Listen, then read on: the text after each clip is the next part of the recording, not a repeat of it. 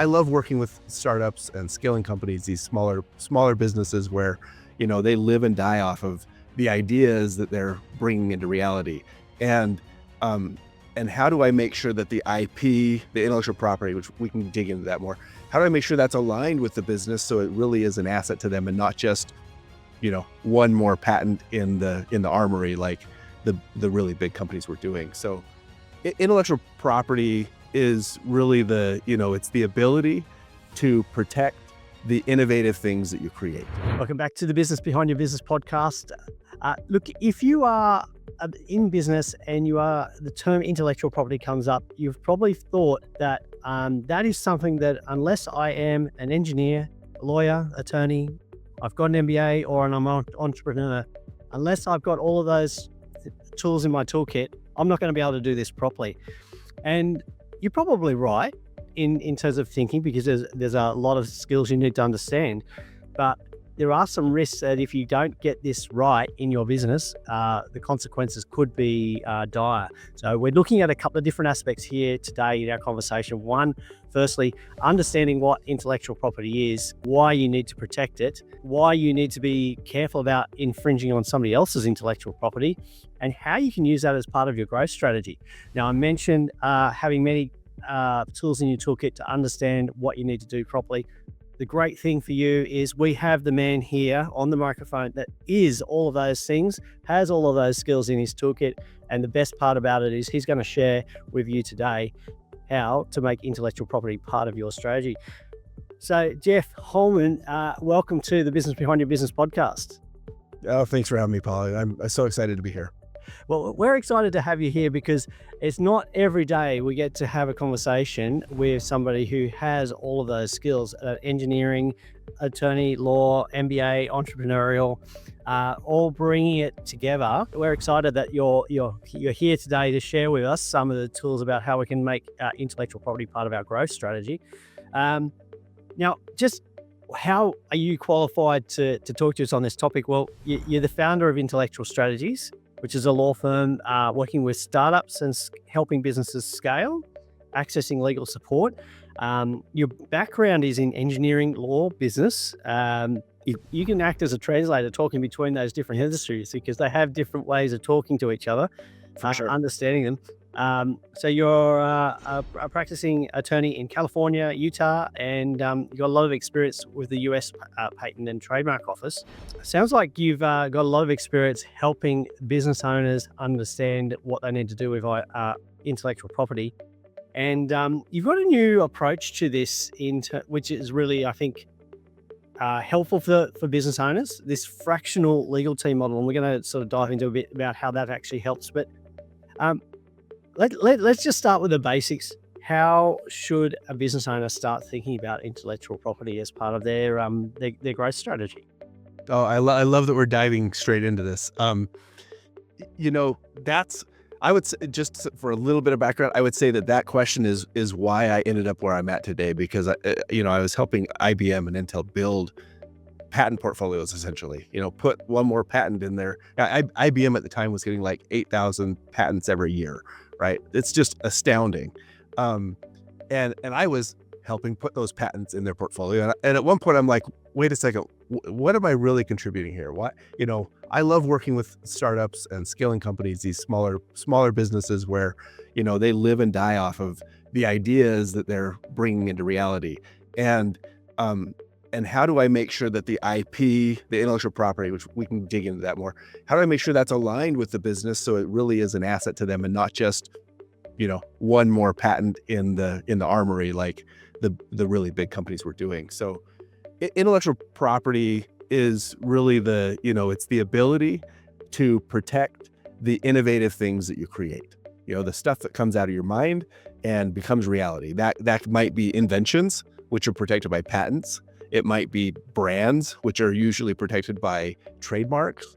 It might be other creative works that we protect with copyrights.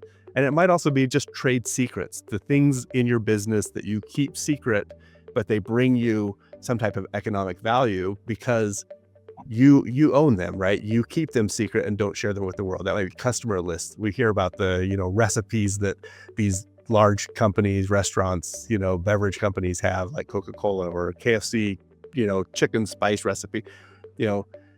Trade secrets protect the things that bring you value because you keep them secret and nobody else has them. So intellectual property is really, it's the government tools that businesses of any size can use to protect the things that they innovate around.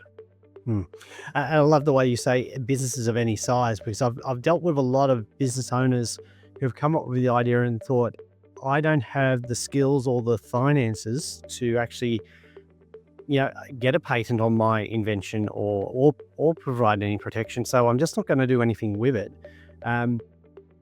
Dealing with small, medium business owners, is that really the case, or are we misinformed there? I would say there's some truth to that, to be really candid.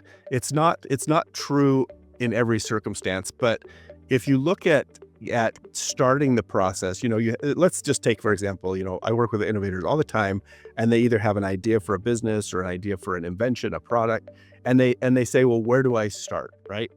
And if we talk about where we start, there are steps you can take to get into the process of developing a product or into the process of developing a company that are doable.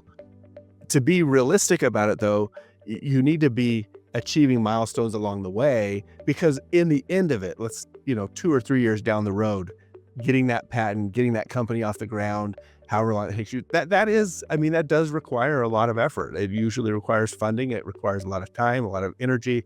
And so, I think back to one of my clients that I have. They came to me maybe 2 years ago, and they wanted to create a new invention around filtering water in a certain setting, right? And we helped them file their patent, and eventually I said to them, how'd you get involved in this? Why did you start this? And they said, Jeff, we went to the store because we had this problem outside our house, and we were trying to figure out, what we could do, what we could buy to solve this problem with our water, and we couldn't find it. So now here we are a year later, and I think by that time they'd probably put $80,000 into the process of getting a patent, getting prototypes made, and things like that, because they couldn't buy the thing at the store for $20, right? So now I say that because the $80,000, that's not an unrealistic number if you're really truly going to bring a product to market. That doesn't mean that on day one they had to write a check for $80,000, right? They had to get started, and what people need to understand is that when you get started, there are a lot of ways to validate what you're doing along the way. So you're not making a huge commitment on day one. You're making smaller commitments, and if those smaller commitments don't work out, then you pull the plug, you go a different direction, you stop spending money. If they do work out, then you get to decide, do you want to keep going down the path? And if you do keep going down the path and keep validating and keep having success in the process, eventually you probably will find yourself very committed and, have spent a fair amount of money on the process. So there's truth to what you're saying, but it doesn't mean you start out on day one with that huge commitment. Yeah. So it's a progressive process to go from start to finish. Because a lot of people have the misunderstanding that you only start your patent process after you've developed the project and done your testing, and that's why they don't wait. Yeah, you don't go ahead. Yeah, that's probably not so true. Simply because when you're we all have this, right? We're sitting at a stoplight, or we're sitting. A lot of things happen in the bathroom where people in the shower where the ideas come up, right? And they're like, "Oh, that's a really good idea." What people should understand is that this idea of creating a product, bringing an idea into reality, it's totally speculative, right? We think we have a great idea because we came up with it, and we're like, "Well, that's an awesome idea." IP kind of tracks that speculative nature of the idea, right? You usually have to make an investment in your patent, especially, and sometimes your trademarks and things like that, before you know if it's actually going to be a good idea.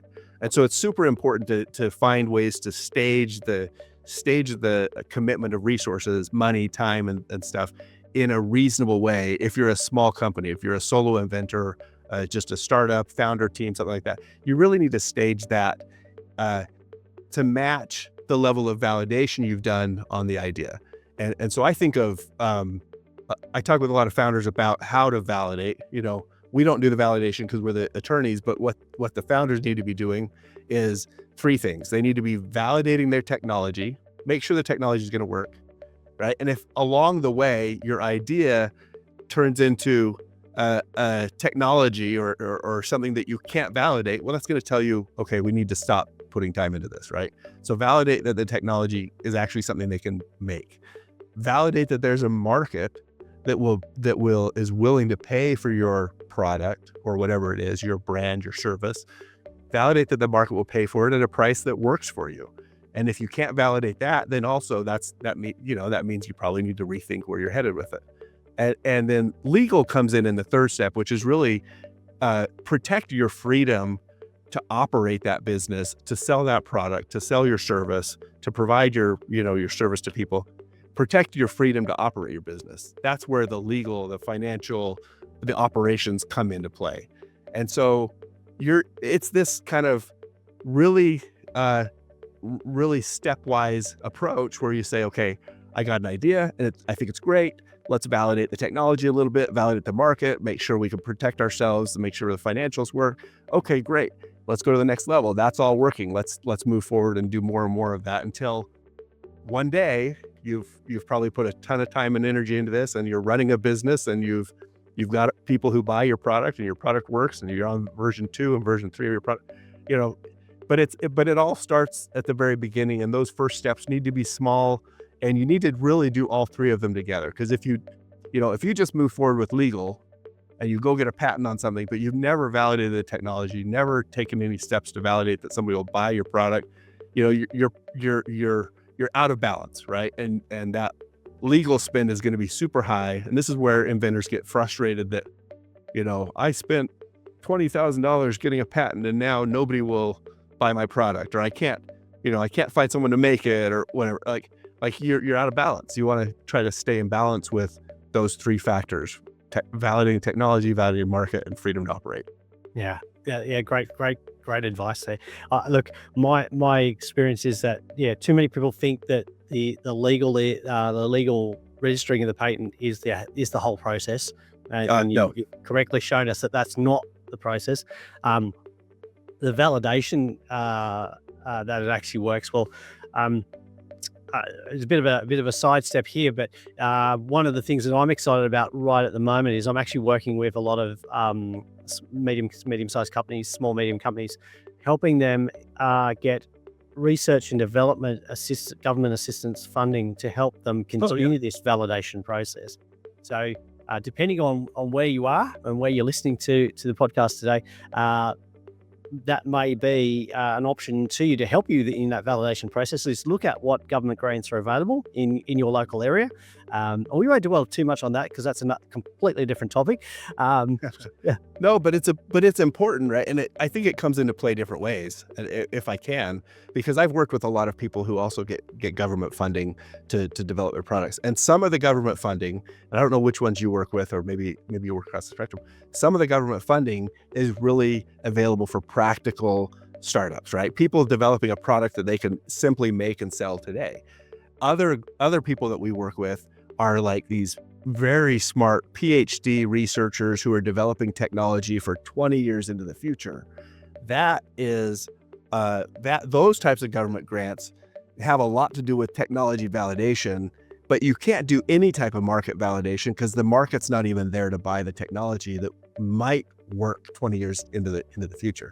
So it's where you're getting your money and how you're sourcing that, and what your type of product you're developing makes a huge difference as to which parts of the validation you can actually do.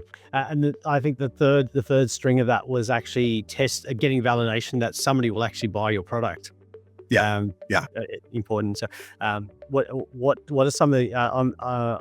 I'm sure you've got some experience where people have gone down the track of paying for the patent. As you mentioned, they've got the $20,000 patent, but nobody's buying their product. It's never a pleasant conversation to have with them to tell them that, hey, you should have talked to me beforehand.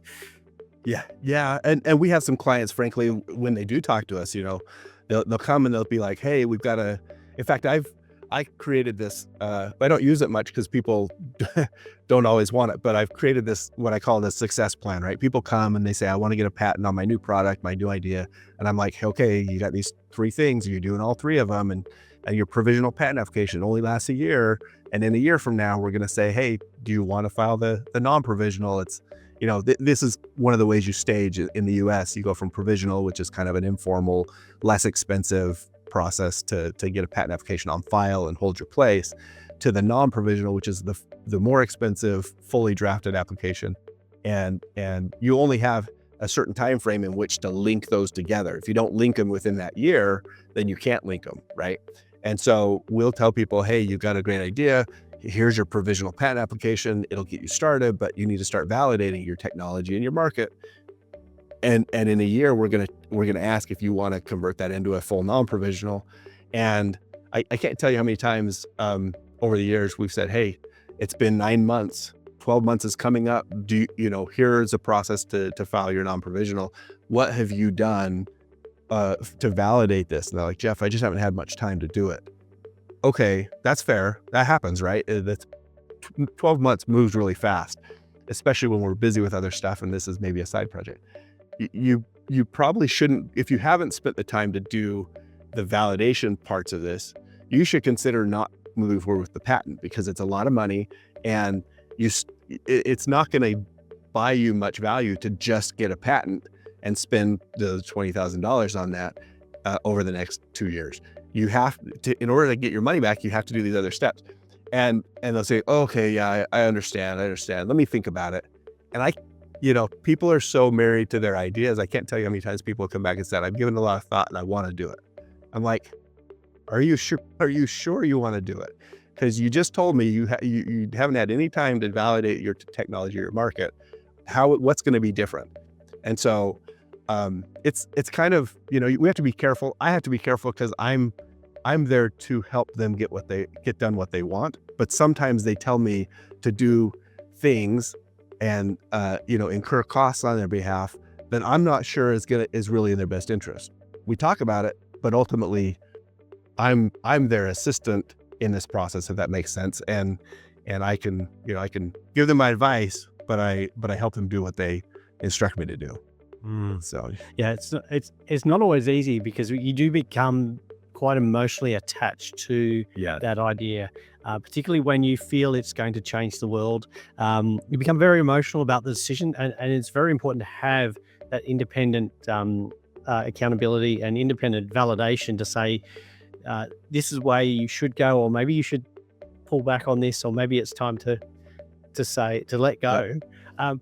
We're talking about validation here, or validation of the the idea, but in doing that process, I think one of the things that we are also trying to understand is, has somebody already patented something similar or a matching concept, and what's the danger if we don't investigate that?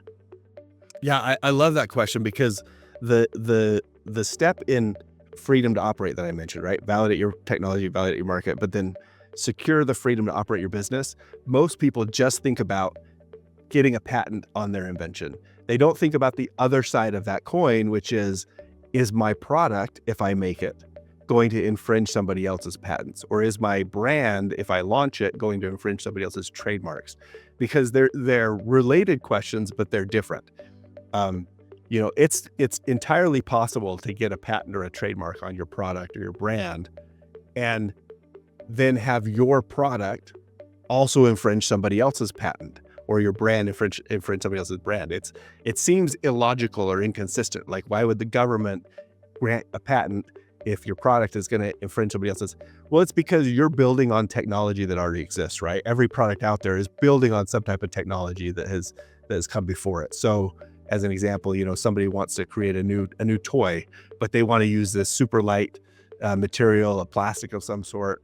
They're focused entirely on the toy itself and the shape of it and how a user maybe puts it together. But somebody might, and they might be able to get a patent on it because the shapes and how it's used is new. Nobody else has done that before. But that doesn't mean that you can just go out there and make it with a material that, maybe some chemical company has already patented and owns. So there are ways that you have to think about what you're doing, what types of things you're building on, and how other people have probably protected those things. If you think about, just, your phone, how many patents are in this, right? And so, so many things out there have utility and design patents on them that it's easy to infringe somebody else's stuff. So that being said, when you're thinking about how do I protect my ability to operate my company from a legal perspective, that includes both questions. How do I protect my product or my design so nobody else can go out and make it? That's getting the patent, getting the trademark. And then how do I make sure that my product isn't infringing somebody else's patent or trademark? And that requires you to do an additional type of searching that, you're not the very first, we talked about stepping through, right? You're probably not going to do a lot of that non-infringement searching and analysis right up front. You're probably going to do the patent and trademark, filings initially, because that's how you start to, you say, okay, I just got to get a little security around what I think I'm going to build.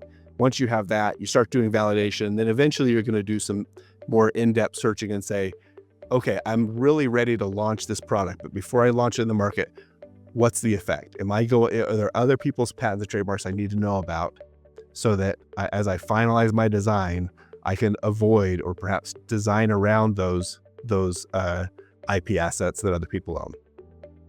Yeah. It's really important to do that. I've unfortunately seen a few business owners who have gone through that process, gone to launch, they've commercialized, they've got the marketing plan, they've hit go on the sales strategy, and then the very next day they've received an infringement notice. Oh yeah, it happens all the time. We have, especially in the branding world, people say, I'm going to launch my company, I'm going to launch this brand, I got my own trademark, and maybe they did, but they launch and they've spent all this money on their website. They spent money perhaps on products with the packaging with all the branding all over it, and like you said, the day after they launch, somebody sees it and they say, well, you're infringing our trademark. And so, this happens a lot when people kind of DIY their own IP, because you can file your own stuff. You can write your own patent application and file it. It probably won't be, as high quality as if an attorney did it for you. You can file your own trademarks, but if you don't know what you're searching for, to do that analysis, we're talking that non-infringement analysis, then you're probably not going to think of all the layers, and you're probably going to do something that's a little bit too abbreviated and miss some of the big items that would have been obvious to an attorney. So it happens all the time. Yeah, that's unfortunate, but it's a reality. You do need to take steps to, prevent that from happening to you. Jeff, look, you're in the US, I'm in Australia. Our listeners are all around the world. If I take out a patent in the US, am I protected on that same innovation in Europe? A great question. We work with inventors kind of all over, right? But we work with inventors all over because they want to get protection in the U.S. And to your question, when you get protection in one country, that protection is limited to that country. So if we have an inventor out of the U.K., let's say, who wants to get a product made in China and then sell it into the U.S. and Australia, for example, they come to us and they say, well, we want to protect this. We're going to have that conversation with them. Well, you're going to sell into the U.S. That's a major market for pretty much everybody. So you're probably going to want to get patent protection in the U.S. Let's start there. But you're going to make it in China. Your U.S. patent will not protect you against other people making your exact same product in China. So you might want to consider getting a patent in China or wherever it is that you're going to manufacture a product. And then if you're going to sell into Australia, your U.S. patent and your China patent aren't going to protect you against other people selling the same product into Australia. You have to have an Australian patent. And so you could, everywhere you go, you can actually link these patents together. And there are international treaties and agreements between countries to allow that to happen. But if you don't have actual filings and issued grants in each country, then ultimately you can only protect the things that you have protected in the countries where they're protected. And so it's sometimes that's enough. And there's, it gets expensive. Even I mentioned before that we used to do work with like IBM and Intel, and even those large countries who are, they're global. They're not going to go and try to file in every single country. It's just not practical or financially feasible, even for these really large companies. So when you talk about a small startup with a consumer product that they want to launch, sell into toys or kitchenware or whatever, you're probably not funded sufficiently to file 5 or 10 different patent applications in different countries. So you want to be really smart about where you choose to file. And the places to consider would be where are your largest markets, where are you manufacturing, where are you selling, and then where are your competitors doing those same activities. You might have, for example, the same scenario, UK inventor selling into the US and Australia after manufacturing in China, but you might have a Japanese company who also makes and manufactures a product and sells that into the same places. So you might want to add Japan to your list in that case, where you say, okay, they make their own version, but we don't want them making our version. So maybe we'll get a patent in Japan so they can't do that. Anyway, Yep. But it's country specific, and that's the same for patents, trademarks. There's some overlap and there's some ways to stop people from importing things made in China into the US with a US patent, but you can't technically stop them from doing activities outside the US. Right. So it seems quite complicated if you're not informed. And we mentioned right at the beginning that you're the engineer, attorney, MBA, entrepreneur. You've got all those skill sets. Most business owners, they're struggling to manage wearing all the hats they're currently wearing in their business. I always recommend that you don't try and do these on your own, that you actually engage the right people, with the right expertise to help you. Now, Jeff, there's a term that's starting to become more common, and that's this whole idea of a fractional team, and I think that's a bit of the model that you've developed for how you deliver to your service. And just explain briefly what are we actually talking about when we're talking about a fractional team? Yeah, I'd love to. And I love that you use the phrase "the right people at the right time," because that's what fractional is all about, right? Fractional. So this has come about maybe in the last 5 years. People love the word fractional, and everybody's now a fractional expert. But fractional really means that you're hiring somebody, usually with a lot more expertise than you could hire them in a normal traditional setting. You couldn't hire them to hire, I don't know, some really well-known programmer necessarily to be your full-time employee, because they might cost you hundreds of thousands of dollars that you don't have. But you might be able to hire them on a fractional basis, meaning, hey, maybe we're small. Maybe we just need their expertise for 5 hours a month or 10 hours a week or whatever it is, right? So you can essentially get them on a contract basis to be usually one of your executive team members on a time limited basis. But during that time that they're with you, you have access to their full expertise. So in our case, we actually do this on a team basis, because startups really need the right attorney with the right expertise at the right time. And not most attorneys don't cover everything from employment to contracts to patents to fundraising. Like, you really need different people at the right time. And so our fractional legal team is all about having a small, really deliberate legal team that you can hire as a team, almost as if you had your own in-house legal team for your 3-man startup or your 30-man startup. But we're available usually on a retainer basis, right? So you might have, the way I like to think of it is, if you have the option to go out and hire an attorney to join your team, you get one person with one kind of capacity, one expertise. And for the same price, you can probably hire our team, and it's just at a retainer basis. And then you get access to 5 attorneys with different expertise and different availability. One attorney, I've been there. I've been the one attorney in a business before, and that one attorney is the bottleneck for everything legal. But if you have 5 attorneys with different expertise, you can put the right projects with the right attorney at the right time, and you lessen the bottleneck, you increase your access to experts, and you do it all on a budget that's maybe the same as what you would do to just hire one person. So that's, I don't know if I explained that really well, but that's fractional. Fractional is getting experts for a fraction of the cost. Yeah. Yeah. No, I think it's more than just getting them at a fraction of the price, but you're actually, the way you've described it is, for a fraction of the price of what you would hire a full-time person, you're actually getting 5 times the skill set or more perhaps. Yeah. Which is like, as like having the Swiss Army legal team in your pocket, for the price of a single lawyer or a single attorney. So I think it's a perfect model for small, medium business owners who are trying to really grow their business, but also want to make sure they are protected legally. They understand their obligations. They've got the right tools and processes in place. So I think, I think we'll see more and more adoption of that model by small, medium business owners.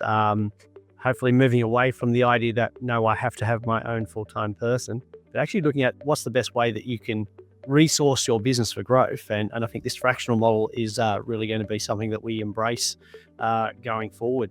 I believe so. Can I comment on that? Because I'm biased, but I believe this is how every law firm working with small companies should operate.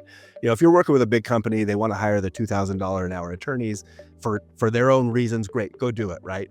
They have those budgets. Small companies don't, but they need a small startup has the same needs, just not as big, but they need all the same things. They have employees, they have ideas and innovation going on. They have contracts that they need reviewed, suppliers, like all the same things in a large corporation exist at a smaller scale. And so to not have the resources available at that small scale, it's just a huge obstacle. But the adoption is getting there. I had a client that we just onboarded. He literally signed his engagement letter today. We've been talking for the last 3 weeks, and he said, "Hey, Jeff, I talked to my network, and I want to look at hiring a fractional legal team, because I've already hired a fractional CFO. I hired a fractional CMO, and I'm like, why can't I do the same thing for my attorney? Like, I'm paying $1,000 an hour law firm to handle all these things, and they're great. Nothing wrong with the law firm, but why am I not using a fractional legal resource the same way I'm doing my marketing and my finance?" And I said, well, you come to the right place.